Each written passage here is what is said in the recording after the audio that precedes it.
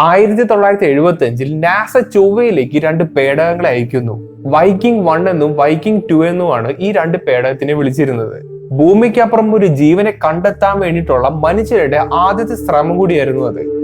അങ്ങനെ 1976 ഈ പേടകം ചൊവ്വയിൽ വന്ന് ലാൻഡ് ചെയ്യുന്നു. ഈ പേടകത്തിൽ ഘടിപ്പിച്ചിരിക്കുന്ന ഒരുപാട് ശാസ്ത്ര ഉപകരണങ്ങൾ ഉപയോഗിച്ച് ചൊവ്വയിലെ അന്തരീക്ഷവും അവിടുത്തെ ചുറ്റുപാടും എല്ലാം പഠിക്കുന്നു. എന്നിട്ട് അതിൽ നിന്ന് കിട്ടിയ ഡാറ്റ ഭൂമിയിലേക്ക് അയക്കുന്നു. ഇതെല്ലാം നല്ല തന്നെ, പക്ഷേ ഈ ഒരു സംഭവം ഭൂമിയിലേക്ക് അയച്ചിരിക്കുന്ന ഡാറ്റ വളരെയധികം ഞെട്ടിക്കുന്ന കാര്യങ്ങളാണ്. 2026 പോലും ശാസ്ത്രജ്ഞന്മാര് ഇതെന്താണ് ഇവിടെ ശരിക്കും സംഭവിച്ചത് എന്ന് മനസ്സിലാക്കാൻ കഴിയാണ്ട് അങ്ങോട്ടും ഇങ്ങോട്ടും നോക്കിയിരിക്കുന്ന ഒരു അവസ്ഥ. 1976 വൈക്കിംഗ് മിഷനിൽ അവരെന്താണ് ശരിക്കും കണ്ടെത്തിയത്? വളരെയധികം ഡീറ്റെയിൽ ആയിട്ട് വളരെയധികം എളുപ്പത്തിൽ ഞാൻ വിശദീകരിച്ചു തരാം.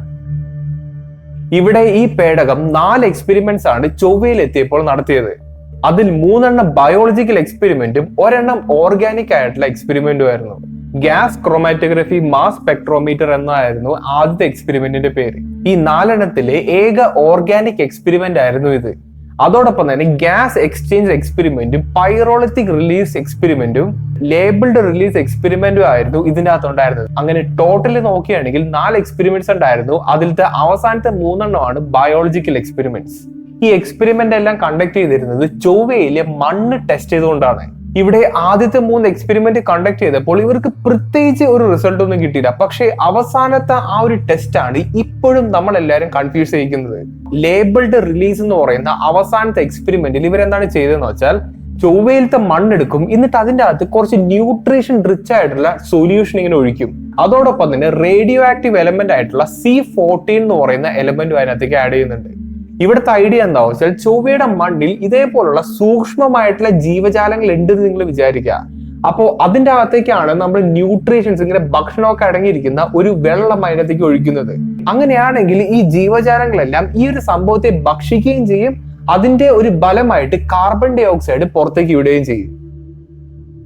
അങ്ങനെ ഈ ഒരു എക്സ്പെരിമെന്റ് കണ്ടക്ട് ചെയ്തപ്പോഴാണ് വളരെ പെട്ടെന്ന് തന്നെ അവിടെയുള്ള കാർബൺ ഡൈ ഓക്സൈഡിന്റെ അളവ് കൂടി വരുന്നതായിട്ട് ഇവർ കാണുന്നു. സംഭവം എന്താ വെച്ചാൽ ഇതേ എക്സ്പെരിമെന്റ് നമ്മുടെ ഭൂമിയിൽ വച്ചാണ് കണ്ടക്ട് ചെയ്തതെങ്കിൽ ഇവിടെ എന്തായിരിക്കും സംഭവിക്കുന്നത് അത് തന്നെയാണ് അങ്ങ് ചൊവ്വയിൽ സംഭവിച്ചിരിക്കുന്നത്. ഇനി അഥവാ ഇതൊരു കെമിക്കൽ റിയാക്ഷന്റെ ഭാഗമായിട്ട് കാർബൺ ഡൈ ഓക്സൈഡ് പ്രൊഡ്യൂസ് ചെയ്യുന്നതാണോ എന്നൊന്ന് ടെസ്റ്റ് ചെയ്യാൻ വേണ്ടിയിട്ട് അവർ വേറൊരു സൂത്രപ്പണിയും കൂടി ചെയ്തു നോക്കി. ഇവിടെ എടുത്തിരിക്കുന്ന മണ്ണിന്റെ സാമ്പിൾ ഏകദേശം 160 ഡിഗ്രീസോളം ചൂടാക്കുന്നു. പക്ഷേ അങ്ങനെ ചെയ്തപ്പോൾ അവിടെ ഉണ്ടായിരുന്ന കാർബൺ ഡൈ ഓക്സൈഡിന്റെ അളവ് പൂർണ്ണമായിട്ടും ഇല്ലാണ്ടാവുന്നു. ഇങ്ങനൊരു സംഭവം അവിടെ സംഭവിക്കണമെങ്കിൽ അതിനൊരർത്ഥമുള്ളൂ, ചൊവ്വയിൽ ജീവനുണ്ട്. നിങ്ങളൊന്ന് ആലോചിച്ച് നോക്കുക, ഇത്തരത്തിലുള്ള ഒരു വാർത്ത, ഇത്തരത്തിലുള്ള ഒരു റിസൾട്ട് നമ്മുടെ ഭൂമിയിലുള്ള ആൾക്കാർ എങ്ങനെയായിരിക്കും എടുക്കുന്നത്? വളരെയധികം കോൺട്രവേഴ്ഷ്യൽ ആയിട്ടുള്ള ഒരു ടോപ്പിക് തന്നെയായിരുന്നു ഇത്. ഒരുപാട് ആൾക്കാർ ഇതിനെ സപ്പോർട്ട് ചെയ്ത് പറയുന്നുണ്ട്, കാരണം ഇത് ശാസ്ത്രീയമായിട്ട് തെളിയിക്കപ്പെട്ട ഒരു സംഭവമാണ്. അതും ഇത് നടത്തിയത് ഈ ലോകത്തിലത്തെ ഏറ്റവും മികച്ച സ്പേസ് ഏജൻസി ആയിട്ടുള്ള നാസയും കൂടിയാണെന്നുള്ള കാര്യം നിങ്ങൾ ആലോചിക്കുക. അതും അവരയക്കുന്ന ഓരോ മിഷൻ എന്നൊക്കെ പറയുന്നത് അത്ര അധികം കെയർഫുൾ ആയിട്ടാണ് അവർ ചെയ്യുന്നത്. ഒരു രീതിയിലുള്ള എററും അവിടെ സംഭവിക്കില്ല. ആ കാലഘട്ടത്തിൽ നമുക്ക് കിട്ടാവുന്നതിൽ വെച്ച് ഏറ്റവും ടോപ്പിൽ നിൽക്കുന്ന ടെക്നോളജിയാണ് ഈ ഒരു സംഭവത്തിനകത്ത് ഉണ്ടായിരുന്നത്. ഇത്രയും കാരണങ്ങൾ ഉള്ളതുകൊണ്ട് ഇതിനുള്ള ഒരു ഉത്തരം തരാനുള്ള ബാധ്യത നാസയ്ക്ക് മാത്രമാണ്. ഇവിടെ ടോട്ടൽ 4 എക്സ്പെരിമെന്റ് കണ്ടക്ട് ചെയ്തതിൽ ഒരു എക്സ്പെരിമെന്റ് മാത്രമാണ് പോസിറ്റീവ് ആയിട്ടുള്ള ഒരു റിസൾട്ട് കാണിക്കുന്നത്. ബാക്കി 3 അപ്പൊ തന്നെ ഫെയിൽ ആയിട്ടുണ്ട്. അതോടൊപ്പം രണ്ടാമതും ഈ വിജയിച്ച എക്സ്പെരിമെന്റ് കണ്ടക്ട് ചെയ്തപ്പോൾ അവിടെ നെഗറ്റീവ് ആയിട്ടുള്ള റിസൾട്ടാണ് നമുക്ക് കിട്ടിയത്. അതുകൊണ്ട് നാസ ഒരു വിശദീകരണമായിട്ട് പുറത്തേക്ക് വരുന്നു. ചൊവ്വയിൽ ലൈഫ് ഇല്ല എന്നാണ് അവർ ആ ഒരു വിശദീകരണത്തിലൂടെ പറയുന്നത്. അങ്ങനെ നാസയുടെ ഒരു വിശദീകരണം കേട്ടതോടുകൂടി തന്നെ ഈ ഒരു സംസാരം പയ്യൊന്ന് ഒതുങ്ങി.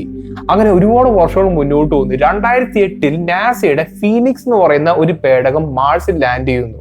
ഇവിടെ ഒരു കാര്യത്തിലേക്ക് എന്താ വെച്ചാൽ 2008ഉം 1975 തമ്മിൽ വലിയൊരു വ്യത്യാസമുണ്ട്. എന്തിൽ? ശാസ്ത്രപരമായിട്ടുള്ള കാര്യത്തിൽ. 2008 ടെക്നോളജി എന്ന് പറയുന്നത് വളരെയധികം മോഡേൺ ആയിട്ടുള്ളതും ഒരുപാടധികം കോംപ്ലക്സ് ആയിട്ടുള്ള ടെക്നോളജിയാണ്. അതിന്റെ അർത്ഥം വേറെ ഒന്നല്ല, 2008 ശാസ്ത്ര ഉപകരണങ്ങൾ ഉപയോഗിച്ച് കിട്ടുന്ന റിസൾട്ട് എന്നൊക്കെ പറയുന്നത് വളരെയധികം അക്യുറേറ്റ് ആയിരിക്കും. അങ്ങനെ ഫീനിക്സ് എന്ന് പറയുന്ന പേടകവും മാർസിലത്തെ മണ്ണെടുത്തിട്ട് ഒരു എക്സ്പെരിമെന്റ് ചെയ്യുന്നു. പെർ ക്ലോറേറ്റ് എന്ന് പറയുന്ന ഒരു ക്ലോറിന്റെ അയോൺ ആണ് ഈ പറയുന്ന മണ്ണിൽ നിന്ന് അവർക്ക് അന്ന് കിട്ടിയത്. ഈ ഒരു സംഭവം കണ്ടെത്തിയപ്പോഴാണ് ഇവർക്ക് ഒരുപാട് ചോദ്യത്തിനുള്ള ഉത്തരങ്ങൾ കിട്ടിയത്. അതായത് 76-ലത്തെ വൈക്കിംഗ് മിഷനിലത്തെ ആദ്യത്തെ എക്സ്പെരിമെന്റ് എന്ന് പറയുന്നത് ഗ്യാസ് ക്രോമാറ്റോഗ്രഫി മാസ് സ്പെക്ട്രോമീറ്റർ എന്ന് പറയുന്ന ഒരു എക്സ്പെരിമെന്റ് ആയിരുന്നു. ഈ എക്സ്പെരിമെന്റ് കണ്ടക്ട് ചെയ്തപ്പോൾ ചൊവ്വയിലത്തെ മണ്ണിന്റെ സാമ്പിൾ എടുത്തിട്ട് അത് ചൂടാക്കേണ്ട ഒരു അവസ്ഥ ഉണ്ടായിരുന്നു. ഇവിടെ ചൂടാക്കിയപ്പോൾ എന്തായിരിക്കാം സംഭവിച്ചതെന്ന് വെച്ചാൽ ഈ മണ്ണിന്റെ അകത്ത് അടങ്ങിയിരിക്കുന്ന പെർക്ലോറേറ്റ് എന്ന് പറയുന്ന ഒരു സംഭവമില്ലേ, 2008 വെച്ച് കണ്ടുപിടിച്ച ഒരു സംഭവമില്ലേ, അത് കത്തുപിടിച്ചിട്ട് അത് ഈ മണ്ണിന്റെ അകത്തുള്ള സൂക്ഷ്മ ജീവികളെല്ലാം ഇല്ലാണ്ടാക്കിയതാവാം എന്നുള്ളൊരു കണ്ടുപിടുത്തമായിരുന്നു പിന്നീട് സംഭവിച്ചത്.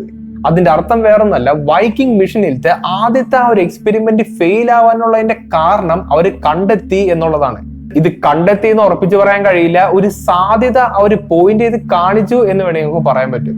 അങ്ങനെ കുറച്ച് വർഷങ്ങൾ മുന്നോട്ട് പോവുകയും ചൊവ്വയുടെ സർഫസിലേക്ക് ക്യൂരിയോസിറ്റി എന്ന് പറയുന്ന റോവർ വന്ന് ലാൻഡ് ചെയ്യുന്നു. അതായത് ഒരു സ്കോർപിയോയുടെ അത്രയും വലുപ്പമുള്ള ഒരു വലിയ റോവറാണ് ക്യൂരിയോസിറ്റി എന്ന് പറയുന്നത്. അപ്പോൾ ഇതിൻ്റെ അകത്താവട്ടെ ഒരുപാട് ശാസ്ത്രപരമായിട്ടുള്ള എക്യുപ്മെന്റ്സ് എല്ലാം ഘടിപ്പിച്ചിട്ടുണ്ട്. അങ്ങനെ ക്യൂരിയോസിറ്റി എന്ന് പറയുന്ന ഈ ഒരു റോവർ ചൊവ്വയുടെ സർഫസിൽ ഓർഗാനിക് സബ്സ്റ്റൻസസ് ഉണ്ട് എന്നുള്ളൊരു കാര്യം കൺഫേം ചെയ്യുന്നു. ഒരുപാട് വർഷത്തോളം ചൊവ്വയിൽ ഈ പറയുന്ന ഓർഗാനിക് സബ്സ്റ്റൻസ് ഇല്ല എന്ന് വിശ്വസിച്ചിരുന്ന ആൾക്കാർക്ക് വേണ്ടിയിട്ട് ഒരു നല്ല ഉത്തരവാണ് ശരിക്കും ഈ ഒരു സംഭവങ്ങളൊക്കെ കൊടുത്തിരുന്നത്. ഗിൽബർട്ട് ലെവിൻ എന്ന് പറയുന്ന ഒരു വ്യക്തി ഉണ്ടായിരുന്നു. അദ്ദേഹമാണ് 76-ലത്തെ വൈക്കിംഗ് എന്ന് പറയുന്ന ഒരു മിഷന്റെ അകത്ത് ലേബിൾഡ് റിലീസ് എന്ന് പറയുന്ന ഈ പോസിറ്റീവ് ആയിട്ടുള്ള റിസൾട്ട് തന്ന ആ ഒരു എക്സ്പെരിമെന്റിന്റെ പ്രിൻസിപ്പൽ ഇൻവെസ്റ്റിഗേറ്റർ. ആ കാലത്ത് നാസ ഒരു വിശദീകരണം തന്നിട്ടുണ്ടായില്ലേ, അതായത് ചൊവ്വയിൽ ലൈഫ് ഇല്ല എന്നുള്ള ഒരു വിശദീകരണം തന്നിട്ടുണ്ടായിരുന്നില്ലേ, അതിനോട് ഇദ്ദേഹം ഒട്ടും തന്നെ യോജിക്കുന്നില്ലായിരുന്നു. ഇദ്ദേഹത്തിന്റെ മരണം വരെ പൂർണ്ണമായിട്ടും വിശ്വസിച്ചിരുന്നത് ചൊവ്വയിൽ ജീവൻ ഉണ്ടായിരുന്നു എന്നുള്ളൊരു കാര്യമാണ്. ഇതിപ്പോ സാധാരണ ഒരാൾ വന്ന് പറയുന്നതാണെങ്കിൽ പിന്നെയും പോട്ടെ നോക്കാം. ഇത് വളരെയധികം റെപ്യൂട്ടഡ് ആയിട്ടുള്ള ഒരു മനുഷ്യനാണ് ഇങ്ങനെയുള്ള കാര്യങ്ങളൊക്കെ വന്ന് പറയുന്നത്. ഇവിടെ എന്താണ് ശരിക്കും സംഭവിച്ചതെന്ന് നിങ്ങൾക്ക് മനസ്സിലായെന്ന് വിചാരിക്കുന്നു. അതായത് അന്ന് അവർ ഉപയോഗിച്ച ആ ഒരു എക്സ്പെരിമെന്റ് ഇല്ലേ, അന്ന് അവർ ചെയ്ത ഒരു എക്സ്പെരിമെന്റ് ഇല്ലേ, അതിൻ്റെ അകത്ത് അവർക്ക് അത് ചൂടാക്കേണ്ട, ഈ മണ്ണ് ചൂടാക്കേണ്ട ഒരു ആവശ്യം വന്നായിരുന്നു. അപ്പൊ ഇത് ചൂടാക്കിയപ്പോഴാവട്ടെ ഇതിൻ്റെ അകത്തുണ്ടായിരുന്ന സൂക്ഷ്മ ജീവികളെല്ലാം ഇല്ലാണ്ടായി പോകുന്ന ഒരു അവസ്ഥയും കൂടി വന്നു. അതായത് ഈ എക്സ്പെരിമെന്റ് നടത്തിയതിന്റെ മിസ്റ്റേക്ക് ആണ് ശരിക്കും അത് എന്നാണ് ഇവർ പറയുന്നത്. വെള്ളം തിളപ്പിച്ച് അതിൻ്റെ അകത്തുള്ള അണുക്കളെല്ലാം കൊന്നുകളയുന്ന അതേ രീതി തന്നെയാണ് ശരിക്കും ഇവിടെ സംഭവിച്ചിരിക്കുന്നത്. ഇതിൽ നിന്നൊരു കാര്യം ഉറപ്പാണ്, ചൊവ്വയിൽ ജീവൻ ഉണ്ടായിരുന്നു എന്നുള്ളതിന്റെ ഒരുപാട് തെളിവുകൾ നമ്മുടെ കൈവശമുണ്ട്. പക്ഷെ ഇവിടുത്തെ ഏറ്റവും വലിയ ചോദ്യം എന്താ വെച്ചാൽ ഇപ്പോ ചൊവ്വയിൽ ജീവൻ ഉണ്ടോ എന്നുള്ളതാണ്. ഈ ഒരു ചോദ്യത്തിന്റെ പുറകെ പോയപ്പോൾ ഒരുപാട് ആൾക്കാരും ഒരുപാട് വർഷവും ഒരുപാട് കോടിക്കണക്കിന് രൂപയും ചെലവായിട്ടുണ്ട്. അതോടൊപ്പം തന്നെ വൈക്കിംഗ് 1 വേറൊരു സംഭവം കൂടി കണ്ടുപിടിച്ചായിരുന്നു. സിനോൺ 129 എന്ന് പറയുന്ന ഒരു സംഭവം മാർസിന്റെ അന്തരീക്ഷത്തിൽ ഇത് ഡിറ്റക്ട് ചെയ്തു. ഇതേ സംഭവം തന്നെ നമുക്ക് അവിടെ ഭൂമിയിലും കാണാൻ കഴിയും. പക്ഷെ ഭൂമിയിലും 2.5 മടങ്ങ് കൂടുതലാണ് ചൊവ്വയുടെ അന്തരീക്ഷത്തിൽ കണ്ടെത്തിയിരിക്കുന്നത്. ഈ ഒരു കാര്യം 2011 വിട്ട ക്യൂരിയോസിറ്റി റോവർ കൺഫേം ചെയ്തിട്ടുള്ള ഒരു ഫാക്റ്റും കൂടിയാണ്. അപ്പോ ഇത്രയധികം ഹൈ കോൺസെൻട്രേഷന്റെ സിനോൺ 129 എന്ന് പറയുന്ന ഒരു സംഭവം കാണണമെങ്കിൽ അതിന് 2 വിശദീകരണങ്ങളുണ്ട്. അയോഡിൻ 129 എന്ന് പറയുന്ന ഒരു സബ്സ്റ്റൻസ് ഒരുപാട് വർഷങ്ങൾ കൊണ്ട് ഡീകേ ആയിട്ട് അത് സിനോൺ 129 ആവാം എന്നതാണ് ഒന്നാമത്തെ വിശദീകരണം. ഇത് നാച്ചുറൽ ആയിട്ട് സംഭവിക്കാവുന്ന ഒരു എക്സ്പ്ലനേഷൻ ആണ്. പക്ഷെ രണ്ടാമത് വേറൊരു കോൺട്രവേഴ്ഷ്യൽ ആയിട്ടുള്ള എക്സ്പ്ലനേഷൻ കൂടിയുണ്ട്. ഡോക്ടർ ജോൺ ബ്രാൻഡൻ ബർഗ് എന്ന് പറയുന്ന ഒരു വ്യക്തി, അദ്ദേഹമാണ് ഈ ഒരു കൺസെപ്റ്റ് ആയിട്ട് വരുന്നത്. സംഭവം എന്താ വെച്ചാൽ ഒരുപാട് കോടി വർഷങ്ങൾക്ക് മുന്നേ ഈ ചൊവ്വയിലും ജീവൻ ഉണ്ടായിരുന്നു എന്ന് നിങ്ങൾ വിചാരിക്കുക.